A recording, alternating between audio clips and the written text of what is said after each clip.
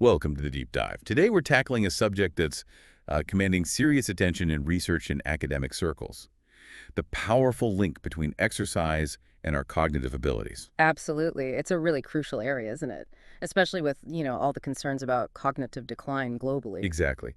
And for this deep dive, we're looking at a pretty comprehensive analysis, right? Synthesizing a huge amount of existing research. That's right. We're focusing on an umbrella review, so it pulls together loads of systematic reviews and meta-analyses, a massive data set. And that's the mission today, isn't to really unpack what this huge collection of studies tells us about exercise effects on, say, general cognition, memory. And executive function, things like planning, problem solving. Yeah. And the scale is just, well, it's huge. We're talking 133 systematic reviews. Wow.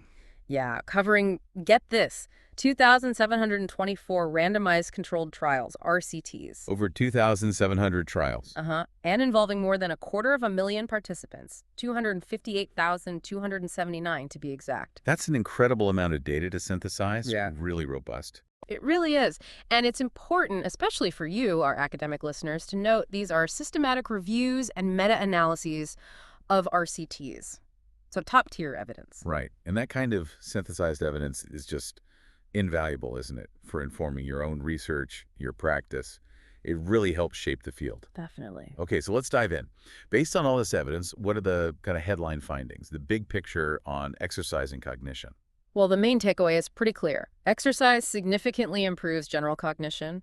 The standardized mean difference, or SMD, was 0.42. 0.42. Yeah. And memory, executive function. Also significant improvements. For memory, the SMD was 0.26, and for executive function, it was 0.24.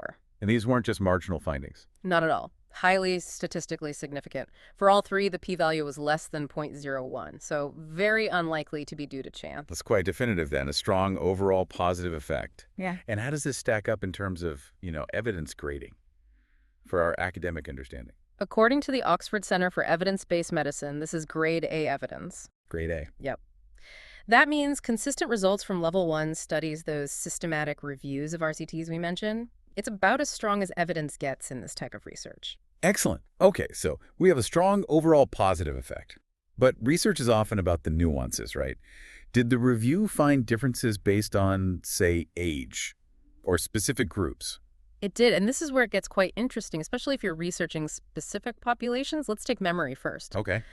The improvements were much, much greater for children and adolescents. A really large effect size, SMD, of 0.85. Wow, 0.85 compared to adults. Compared to adults and older adults, yeah. Their improvements were significant too, but smaller, ranging from SMD 0.18 to 0.27.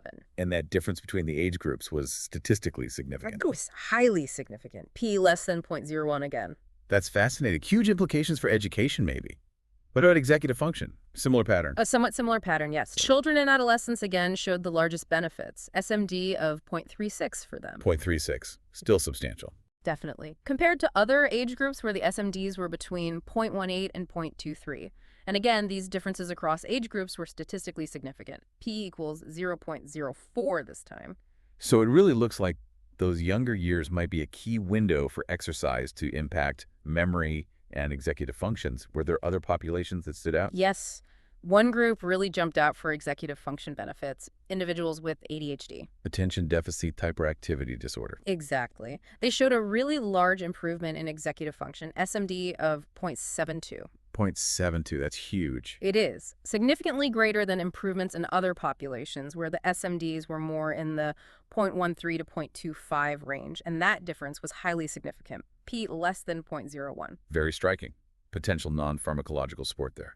Okay, what about general cognition? Did that show the same kind of variations? Interestingly, no. For general cognition, the benefits seemed pretty consistent across all the different age groups and the various clinical populations looked at. Really? No significant differences? Nope.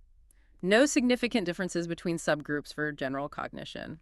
It suggests perhaps a more universal benefit there. So a broad benefit for general thinking skills, but maybe more targeted effects for memory and executive function, depending on age and condition? Mm-hmm. Okay, let's shift gears slightly. From an intervention design perspective, what about the type of exercise? Did that matter? Ah, yes, the modality question. And yes, it did seem to matter, with some interesting findings. For general cognition, Exergames came out quite strong, video games with physical movement. They showed moderate to large effects, SMD of 0.61. 0.61 for extra games. Yeah. That's notable. What about more traditional stuff? Aerobic resistance. Things like aerobic exercise, dance, mind-body practices like yoga or tai chi, mixed mode training, resistance exercise, they all showed positive effects too, but smaller, small to moderate effects, SMDs ranging from 0.25 to 0.44. And the difference between extra games and the others was significant. Yes, statistically significant differences between the modes, p less than 0.01. Interesting. Maybe that dual tasking aspect of extra games? What about for memory? Did extra games lead there too? It could, yes. Large effects on memory as well. SMD of 0.58 for exergames. 0.58, also quite high. Very. While the other types, aerobic, dance, mind-body, mixed resistance, had small to medium effects. SMDs from 0.13 up to 0.51. And again, significant differences between the modes. P less than 0.05 this time. So extra games seem quite promising for both general cognition and memory. What about executive function? Did they dominate there too? Actually, no. For executive function, a different category came out on top, the one labeled Other. Other, what does that include? It was a mix, various sports, things like martial arts. That category had a greater effect on executive function, SMD of 0.45. 0.45, and that was higher than the others. Yes, higher compared to aerobic, dance, exergames, mind-body mixed mode, and resistance exercise. Their SMDs were in the 0.12 to 0.37 range. And this difference was statistically significant too, p equals 0.04. Maybe the variety or complexity in sports and martial arts taps into executive functions more directly. Lots for researchers to unpack there. Okay, what about the exercise prescription itself? Intensity, duration, frequency, The dose, if you like. Right, the FIT principles, essentially. Frequency, intensity, time, type. We've covered type. What about intensity? This was quite surprising, perhaps. Wow. Basically, no significant differences were found based on exercise intensity, whether it was low, moderate, or high intensity. Really? For any of the cognitive outcomes? For general cognition, memory, or executive function intensity didn't seem to be the deciding factor in the size of the benefit. That's a really important point, isn't it? Suggests even lighter activity could be beneficial for the brain. What about how long the intervention lasted? Did doing it for longer yield bigger gains? Well, for general cognition, it was actually the opposite. The opposite. Kind of. Shorter interventions, specifically those lasting 1 to 3 months, seem to have the greatest effect. SMD of 0.39 compared to longer durations, and that difference was significant. Huh. Any ideas why? Maybe adherence drops off, or a novelty effect. Could be. Needs more research. Interestingly, though, for memory and executive function, the length of the intervention didn't make a significant difference to the outcomes. Okay, so duration is a bit mixed. What about frequency or session length? How often, how long per session? Across all 3 cognitive domains, general cognition, memory, executive function, the benefits didn't significantly differ based on how many sessions per week, how long each session was, or the total weekly exercise duration. So it seems like just doing exercise regularly might be more critical than hitting very specific targets for intensity or duration, at least based on this huge data set. That's what this suggests, yes. Though, of course, more research is always needed to refine that understanding, especially for specific populations or goals. Absolutely. Now, something crucial for us as researchers study quality. Did the review look at whether the quality of the original studies impacted these findings? It did, yes. And it found a pattern you sometimes see. The benefits tended to look larger in studies that were rated as having critically low confidence. Right, lower quality studies sometimes show bigger effects, maybe due to bias or methodological issues. Exactly. Compared to low and high confidence studies, this was true across all 3 cognitive areas. It really highlights why we need methodologically sound research in this field. Definitely. So what happens if you filter out those lower quality studies? If you just look at the high confidence research, do the benefits hold up? Yes, they do. And this is really important. When the analysis focused only on the high confidence studies, the findings remained statistically significant. Okay, what were the effect sizes then? A bit smaller, as you'd expect, but still significant. For general cognition, SMD of 0.23. For memory, SMD of 0.22. And for executive function, SMD of 0.16. 0.23, 0.2, 0.16. So still clear, significant benefits even when relying only on the most rigorous evidence available. Precisely. It gives a more conservative estimate, but confirms the positive link. That's reassuring. Now, you mentioned this is an umbrella review. For those of us trying to keep up with the literature, how do these findings compare to say, other major reviews in this area? Hasn't there been some debate? There has. The authors specifically compare their results to an earlier, well-known umbrella review by Syria and colleagues. Right, I remember that one. Didn't it report smaller effects? It did, smaller overall effects, and crucially, after they corrected for potential publication bias, the effects were reported as negligible. Okay, so we have conflicting conclusions from major reviews. How do we reconcile that? Why the difference? Well, the authors of this current review suggest it largely comes down to scope. Their review is much, much larger. How much larger? 5 times more meta-analyses included, significantly more primary studies, many more participants, and importantly, this review included diverse populations, whereas the Syria review focused only on healthy individuals. So broader scope, more data points, diverse populations. That can definitely lead to different, perhaps more robust conclusions. That seems to be the argument. They also raise a methodological point relevant for you as researchers. Yes. They point out limitations in some common cognitive tests used in these studies, like the MMSE, MoCA, ADAS-Cog. They might not be sensitive enough to pick up subtle changes, especially in healthy middle-aged adults who might be hitting ceiling effects on those tests. That's a perennial issue, isn't it? Choosing the right assessment tool for the population and expected change. Good point. Okay, so we've established that exercise benefits cognition, but what about the how? What mechanisms might underlie these effects? What does the review suggest? It touches on several potential mechanisms, drawing from the broader literature.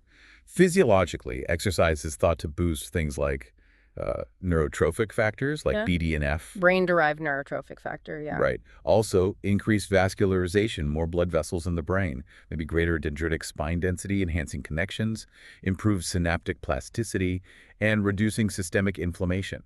All plausible biological routes. All active areas of neuroscience research. What about psychological pathways? Well, the social aspects of group exercise, the interaction, that could play a role. And think about why certain types might work well.